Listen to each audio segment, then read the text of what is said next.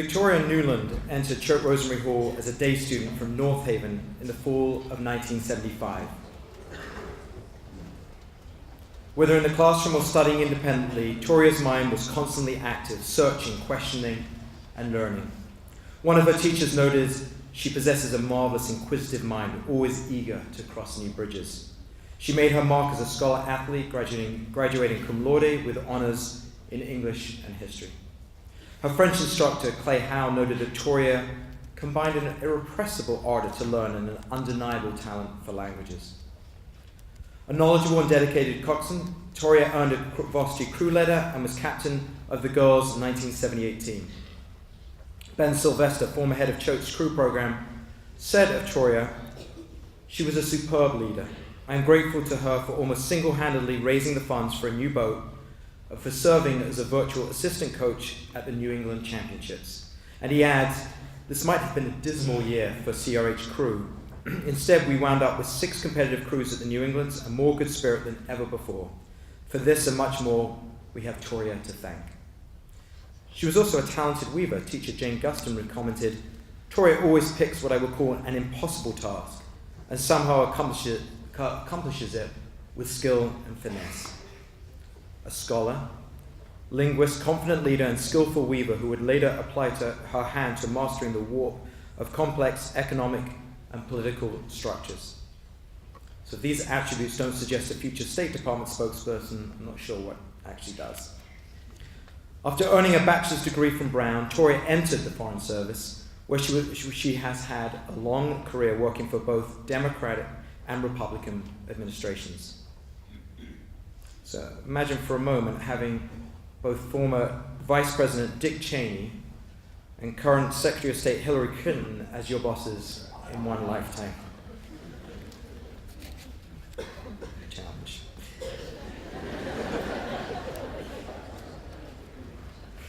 During the first term of President Clinton's administration, Toria was Chief of Staff to Deputy Secretary of State Strobe Talbot, and then moved on to serve as Deputy Director for former Soviet Union Affairs, where she became fluent in Russian as well as French. She also served on the Soviet desk in Mongolia, where she helped open the US Embassy in the State Department's Bureau of East Asian and Pacific Affairs in Guangzhou, China. During the George W. Bush administration, she was Principal Deputy National Security Advisor to Vice President Cheney, where she worked on a full range of global issues, including the promotion of democracy and security in Iraq, Afghanistan, Lebanon, and the Middle East. She then serves as the U.S. Deputy Permanent Representative to NATO from 2000 to 2003, and was appointed U.S. Ambassador to NATO in 2005. Following that ambassadorship, she was U.S. Special Envoy for Conventional Armed Forces in Europe, until she was appointed U.S. State Department spokesperson in 2011 by Secretary of State Hillary Clinton. Ambassador Nuland has twice been a visiting fellow at the Council on Foreign Relations. She has served on the faculty of the National War College, and her awards include Secretary of Defense's Distinguished Civilian Service Medal in 1999, the Department of Defense Medal for Distinguished Public Service in 2008. In a recent interview, Strobe Talbot, now president of the Brookings Institution, praised her as a consummate professional. He noted that she can handle the spotlight, saying, "She has a high degree of self-confidence and an absolute dedication to working for the administration she is working for, whatever administration that is." Her voice continues to inspire across aisles, administrations, and continents. On a recent Washington trip, Choate students in Zach Goodyear and Ned Gallagher's classes on affecting political change had the opportunity to see her in action at the U.S. State Department Daily Briefing. Before the proceedings, Ambassador Nuland, in fact, gave a short shout out to her alma mater. So today, it's our turn. So for your commitment to your school, your long career as a Foreign Services officer, and for always being a voice of reason, valuing professionalism over politics, we are proud to present the 2012 Choate Rosemary Hall Alumni Award to Victoria J. Nuland, class of 1979.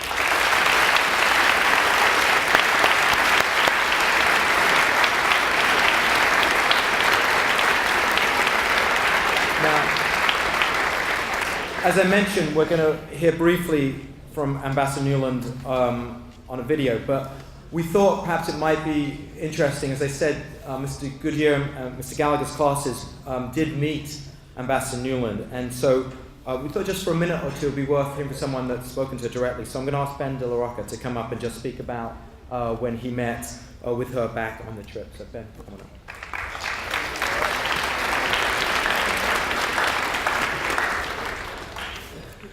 So this February, 26 students, including myself, in the Affecting Political Change class, went with Mr. Goodyear, Mr. Gallagher, and Mr. Maddox to Washington, D.C. as part of our annual field trip.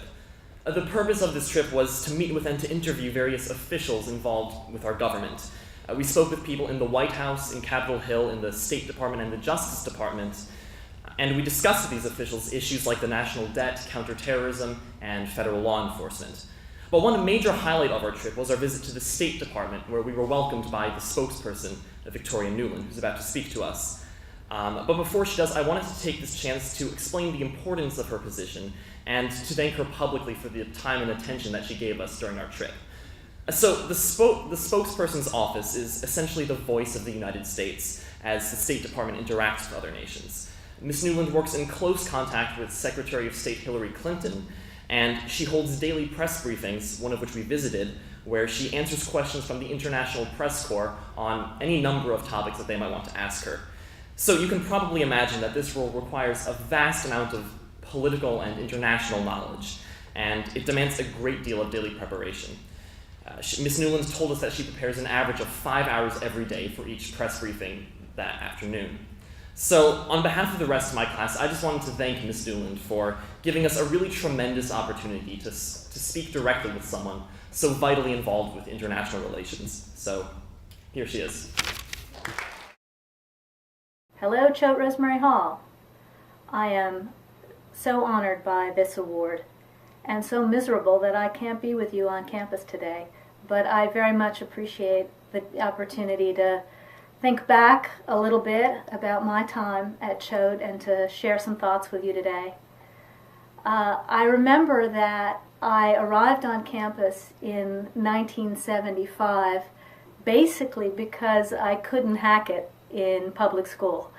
I was this runty little kid, angry, from a broken home. I had a really sharp tongue, which I was prone to use on teachers and fellow students alike, and I was regularly black and blue from being shoved into the lockers.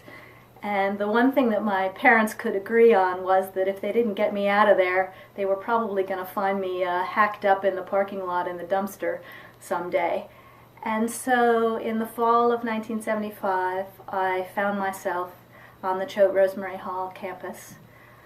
I remember that the first thing that struck me was the incredible physical space, the beauty, the openness of the campus, the fact that you could be outside among the trees and in the fresh air, walking back and forth to class, even when it was freezing. It gave a sense of freedom and possibility and openness. And then I remember the personal space as compared to where I had been, which was really a place where you had to conform. You could be whatever you wanted at Choate. And then, very soon thereafter, the sense of intellectual space. And I was a big fat nerd, but it was okay. It was cool to be a nerd at Choate. And I was about as far from cool, even at school, as you could be. You know, the cool girls at Choate in 1975 had long blonde hair and long legs, and they wore these perfect Fair Isle sweaters that the preppies wore, and little penny loafers, maybe they still do. And I wore hand-knitted sweaters and India print skirts. The cool kids, you know, played field hockey, and I was the crew coxswain, which was, again, licensed to use my big mouth and call it sports. The cool kids played guitar or jazz saxophone. And what did I choose to do at Choate? I played the chapel bells, which, by the way, if you've never been in the bell tower of the chapel, I highly recommend it. It's a deeply cool place. But it wasn't cool to be the bell ringer in those days. And, you know, if you were an artist, the cool thing to do at Choate was to be a painter and paint the sets for the school play. And instead, my idea of fun was taking a weaving class again and again and again. And I wrote really bad poetry and even worse fiction. But somehow it was okay, and it was accepted. And you could still be a big fat nerd who did weird things and be an accepted and interesting part of that very rich and diverse community. And I began to feel, for the first time in my life, that it was a comfortable and safe and enlarging place to be. And as somebody who loved to argue, for the first time I was in a place where it was okay to argue.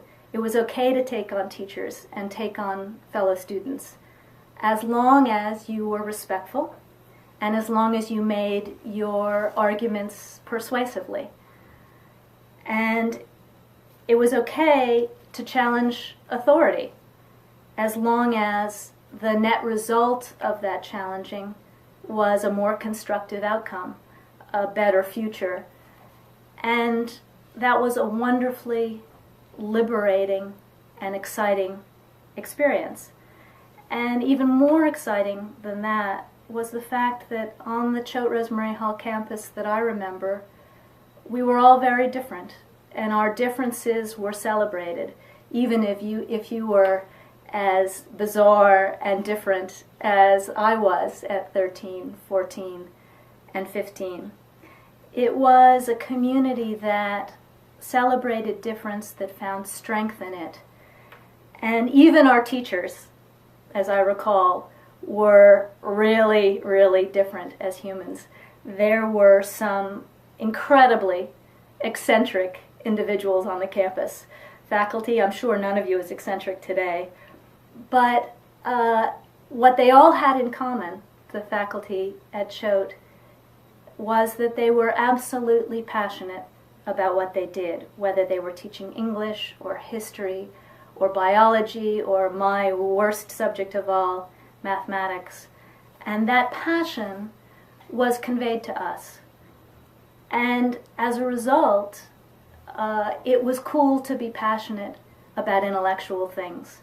And that was the first time in my life that I remember, outside of my father's study, that it was cool to be passionate about intellectual things. And my world began to grow. And French, which I had always hated because it meant memorizing grammar, all of a sudden became about reading Jean-Paul Sartre in French and having myself transported to the Paris of the 20s. History, which had always been this incredibly dull, dry recitation of facts, all of a sudden became a window into late 19th century intellectual ferment of Russia in the pre-revolutionary period, or transported back to Cromwell's England or the French Revolution. And all of a sudden, the world became a very multicolored, interesting, diverse place. And I found myself falling in love with languages, falling in love with history, falling in love with the written word, reading Faulkner, reading Dostoevsky, reading Tolstoy, reading Fitzgerald. And my poetry got a little better. My writing got a lot better. And as I said, with all of those things, my world got bigger. And to this day, I credit Choate with opening my eyes to the diversity of cultures and humans and history and languages, and to really nurturing in me a fascination with the world and the differences among people and the special, important responsibility that we have as Americans, not only to make our own world better, but to make the world as a whole better, which obviously takes you directly to what I chose to do for a living as a diplomat, which has been an incredibly proud experience for 27 years, wearing America's t-shirt out there in the world and being witness to some incredible moments in history, from the breakup of the Soviet Union in 1991 when I was there, to most recently being with the Secretary of State when she made the first trip to open our relationship with Burma last fall. I also credit Choate for really imbuing in me a respect for words, whether it's the written word and the importance of writing clearly, thinking clearly, or the spoken word, the ability to communicate in a way that is persuasive and respectful, and that really allows people to come closer through communication, but also to listen as well as one communicates. And there is no skill that has been more important in my professional life, as hard as it was writing those papers again and again and again, and having to really learn, burning the midnight oil, how to write well. It is a set of skills that has served me well through my entire life. I also credit Choate with giving me a sense of celebration and confidence in the strength that comes through the differences in people. We're not all alike, but that's what's wonderful about this world. And I met amazing people when I was a student at Choate Rosemary Hall. Some of my closest friends there, who were fascinating people at the time, went on to do incredible things with their lives.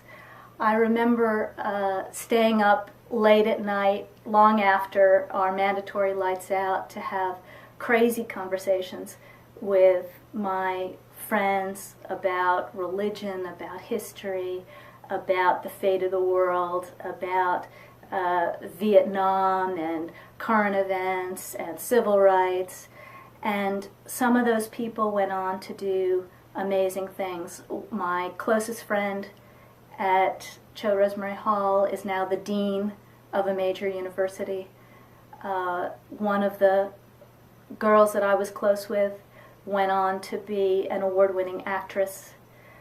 There was a guy in my class who is an award-winning journalist and author, and I was very close to a guy who went on to serve poor people for 15 years as a priest in underserved communities and is now starting his own church.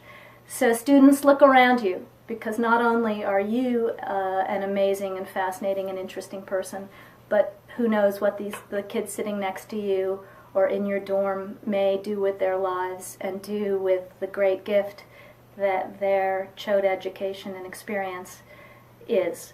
So if I have any words of advice that come directly from the time I spent at school, they are these. Be passionate. Be passionate about everything you do. And if you find yourself 10 years from now involved professionally in something that doesn't jazz you, that doesn't grow you, that doesn't open your mind, then make a change. Because it is that passion that drives all of us and that takes us to great things. And as we were always taught at school, leave every room better than you found it if you possibly can. Leave the individual rooms that you meet your friends and colleagues in, leave the company that you work for, leave the enterprise that you embark on better than you found it.